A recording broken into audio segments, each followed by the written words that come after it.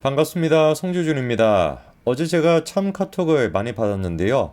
카톡에는 그 이재명 대표가 단식 투쟁을 관두고 병원으로 이송이 된다, 뭐 이런 기사까지 첨부가 되어 있는 경우가 많았습니다. 뭐 제 주변에 있는 분들이 그 기사를 저한테 보내면서 야 이거 봐봐라 아무리 해도 그렇지 이거는 좀 심한 거 아니냐, 코미디도 이런 코미디가 없다, 뭐 이런 내용들이었습니다. 근데 그렇게 저한테 카톡을 보내신 분들 중에 정치에 평상시에 관심이 없던 사람들도 꽤 많았거든요. 그러니까 사실 이번에 이재명의 단식 투쟁 같은 경우는 한마디로 자충수, 뭐 자폭이라고 해도 될 것 같은데, 처음 시작을 했을 때도 대부분의 정상적인 사람들은 그 단식을 보면서 쇼다라고 생각을 했고요. 그리고 단식을 끝내고 병원으로 이송이 됐던 그 순간, 그때 또한 마찬가지로 정치에 관심이 없던 사람들이 보기에도 야 이거는 진짜 코미디다, 쇼다라고 느낄 정도였다라는 거겠죠. 근데 뭐 그럴 수밖에 없습니다. 이재명이 단식을 한 지 19일 차가 됐었을 때, 그게 이제 지난 18일이었죠. 그때 이제 단식을 관두고 병원으로 이송이 됐는데, 딱 그날, 하필이면 그날 검찰이 또 영장 청구를 하지 않았습니까? 이거는 뭐 누가 보든지 간에 이재명이 검찰의 영장 청구에 맞춰가지고 단식을 관두고 이제 병원으로 이동해 간다. 뭐 쉽게 표현하면은 무대를 바꾸겠다. 또다시 검찰 수사를 방해하겠다. 뭐 이런 뜻으로밖에 보이지 않죠.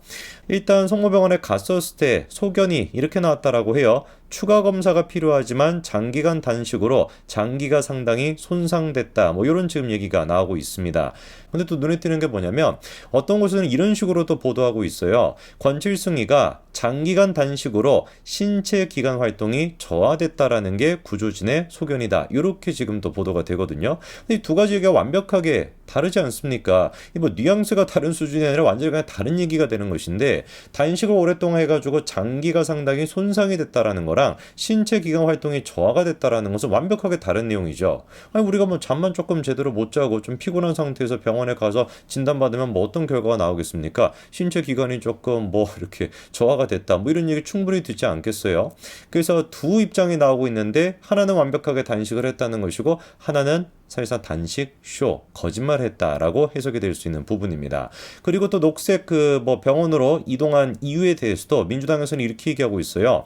단식 치료 경험을 가진 전문의가 많다고 한다. 치료를 뒷받침할 수 있는 시설이 완비되어 있다고 해서 그쪽으로 이송하기로 했다고 하는데, 이것도 고개가 갸우뚱해지지 않습니까? 살다가 저는 단식 치료 경험을 가진 전문의라고 하는 이 표현도 처음 들어봤어요. 여러분 들어보셨습니까? 뭐 대한민국에는 진짜 저도 모르는 상태에서 재미난 일이 많이 일어나는 것 같아요. 뭐 전문의라고 하는 분들 중에서 단식 치료를 전문으로 하는 그런 전문의가 있다는 얘기는 살다가 제가 처음 들어봤는데, 뭐 그런 게 맞나 보죠. 아니 그런데 이거 같은 경우는 여의도 성모병원 측에서 민주당은 고소해야 되는 거 아닌가, 그런 생각도 듭니다. 아니 지금 민주당의 발표에 따르면 여의도 성모병원은 단식 치료조차도 제대로 못하는 그런 병원이다. 단식 치료 경험을 가진 전문의가 별로 없다. 이런 뜻으로 해석이 되는 거 아니겠습니까? 대한민국 탑5에 들어가는 여의도 성모병원에 대해서 이렇게나 얘기를 할 정도라고 한다면 글쎄요. 제가 보기에 아예 그냥 고소를 해야 되지 않을까라는 느낌도 듭니다. 이런 것들을 종합해 봤을 때 우리가 내릴 수 있는 결론은 뭐겠어요? 그쵸? 사실상 여의도 성모병원이라고 하는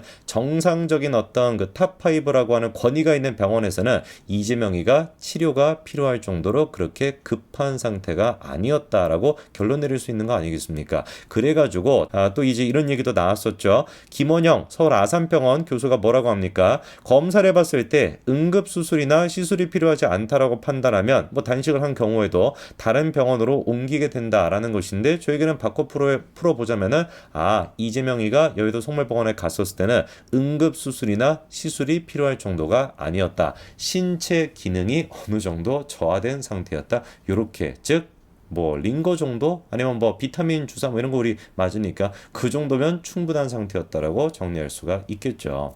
단식을 정말로 이재명이 주장하는 것처럼 뭐 당뇨병을 앓고 있다 뭐 이런 얘기도 있으니까요. 근데 그런 사람이 3일도 아니고 무려 19일 가까이나 단식을 하게 됐는데, 그럼에도 불구하고 그냥 뭐 비타민 주사 같은 걸 맞고 링거 정도 맞으면은 뭐 깨어내질 수 있는 정도다라고 한다면, 완전히 그 슈퍼솔저 아니겠습니까? 우리가 초인류나 무슨 뭐 초능력자로 분류를 해가지고 따로 지금 이재명에 대한 연구 과제가 또 생기는 그런 꼴이 되는 것인데, 야, 진짜 막 대단한 것 같습니다. 그래서 이까지만 듣더라도 진짜 대한민국 정치판을 코미디판으로 만들고 있는 것인데, 더 웃긴 게 뭐다? 가가지고 치료를 받겠다라고 회복을 하겠다라고 하는 그 곳이 또 어디라는 거예요? 녹색병원인데, 여기도 진짜 가관입니다. 녹색병원이 원진재단이라는 곳에서 소유하고 있는데요. 원진재단의 이사장이었던 사람이 바로 양길승이라는 사람인데요.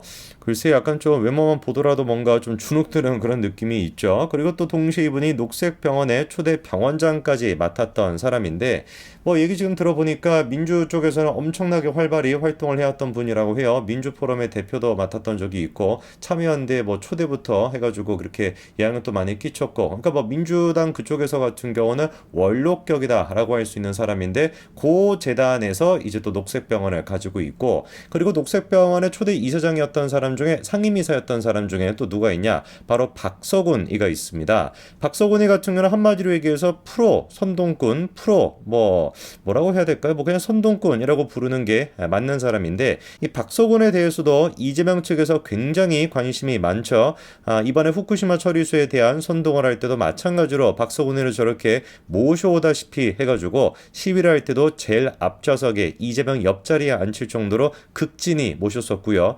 그런데 이제 박서군과 이재명 두 사람의 인연이 이번에 갑자기 우연하게 뭐 시작된 게 아닙니다. 꽤나 오래 전부터 한 2000년대 초반부터 시작해가지고 두 사람의 인연이 시작이 됐었는데, 특히나 이제 이재명이가 재선을 할 때, 그러니까 성남시장을 다시 한번 하겠다, 재앙인 건데 뭐 어쨌거나 그렇게 재선하겠다라고 했었을 때 가장 강력하게 밀어붙였던 캠페인 중에 하나가 뭐였냐? 성남 의료원, 요거를 이제 만들겠다라는 게 이재명의 굉장히 중요한 정치적 치적이었습니다. 그리고 결국에 그게 만들어지기로 했죠. 그런데 그때 당시 초대 이사로 또 모셨던 사람이 누구였던 거예요? 박서군이가 저기 또 들어가 있습니다. 뇌의 작동 자체가 멈추지 않고서야 어떻게 박서군 같은 사람을 성남시 의료원에 그렇게 이사로 모실 수가 있겠어요? 그런데 이 박서군 이도 마찬가지로 연결이 되는 게 녹색병원이라는 겁니다. 그리고 녹색병원의 현재 병원장인 사람이 임상혁이라고 하는 사람인데요. 과연 이 사람은 좀 다를까? 전혀 예상에서 벗어나지 않습니다. 정교조가 주최를 했었던, 사실상 뭐 정교조 행사라고 봐야 되죠. 저기에 가서도 뜬금포로 교사에 대해 가지고 언급하고 있고요.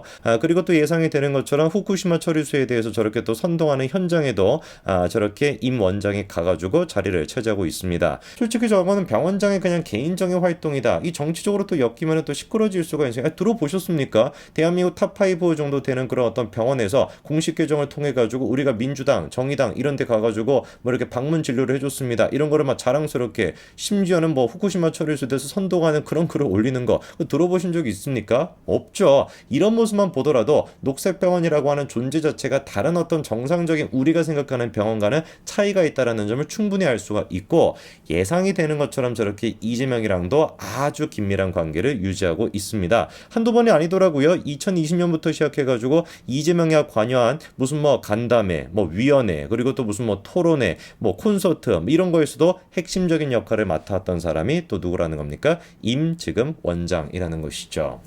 이번에 단식이 시작했던 그 순간부터 끝나는 순간까지 모든 것들이 진짜 코미디였습니다. 뭐 뇌가 완벽하게 뭐 이재명에 대한 충성심으로 절여져 있지 않은 상태라고 한다면은 누가 보든지 간에 저거는 그냥 쇼에 불과하다, 이재명이가 초능력자 슈퍼솔저가 아니고서야 불가능한 일이라는 거 금방 알 수 있었죠. 그런데 대놓고 저렇게 민주당 친화적인 병원까지 선택해가지고 가겠다라고 하는 걸 보니까 끝까지 진짜 이재명이는 뭘 하고 싶다라는 거예요. 이슈를 이어가고 싶다는 겁니다. 왜 저렇게까지 녹색병원이라고 하는 저곳까지 가가지고 회복 치료를 하겠다는 것이냐? 이유야 뻔한 거 아니겠습니까? 정상적인 다른 어떤 정치적이지 않은 병원에 가가지고 진료를 받았을 때는 멀쩡한데요? 그냥 뭐 신체 기능이 약간 좀 저하가 돼 있는데요?